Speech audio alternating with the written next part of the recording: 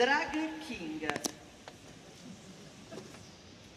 Je ne vous cache pas que je suis très excitée de parler aujourd'hui avec vous de drag king et des performances du genre. Je ne sais pas si vous êtes tous et toutes familiers avec le phénomène du drag king et surtout en quelle mesure. Donc peut-être que vous avez entendu plutôt parler du drag queen. Et ce n'est pas bizarre parce qu'effectivement, le drag queen, c'est un phénomène qui est arrivé à intégrer un peu notre imaginaire, l'imaginaire collectif et la culture dominante. Mais bon, le drag king et le drag queen ne sont pas l'une le miroir de l'autre ou l'une l'opposé de l'autre, mais les deux partagent le fait que montre comment le genre est une performance, comment le genre est une construction sociale. C'est-à-dire que ce qui nous paraît une évidence, le fait qu'on est garçon ou fille et donc on aura des attitudes tout au long de la vie, on va développer un certain caractère, on aura surtout certaines compétences différentes et même une force physique différente.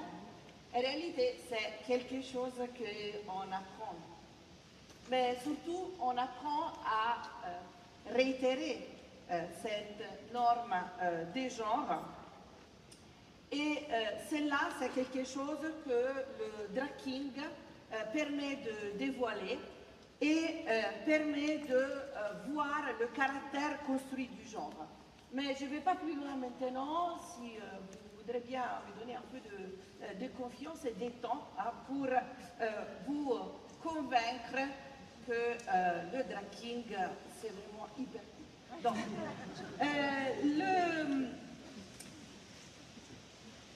le drag king peut être abordé de différentes façons. Donc, j'aimerais bien pouvoir interroger un par un les personnes qui sont là et dire « Toi, qu'est-ce que tu sais du drag king? Toi, qu'est-ce que tu as fait?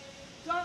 Parce qu'effectivement, peut-être qu'il y a des personnes qui sont déjà familiers avec le terme, des personnes qui ont vu des spectacles de drag king, ou des personnes qui ont fait des ateliers drag king, ou des personnes qui sont drag king soi-même. Mais peut-être aussi qu'il y a des personnes qui sont là pour essayer au moins se mettre en contact avec un territoire nouveau qui peut être celui de la performance du genre à travers l'entrée que le drag king donne.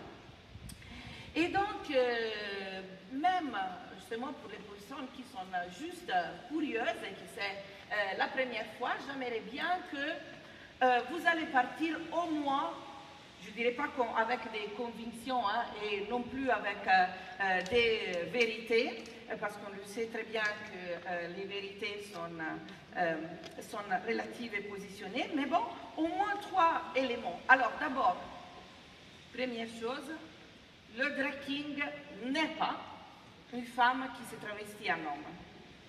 Deuxième chose, le drag king est un outil qui permet à chaque personne de réfléchir sur qu'est-ce que c'est la masculinité, la féminité, la sienne et celle des autres.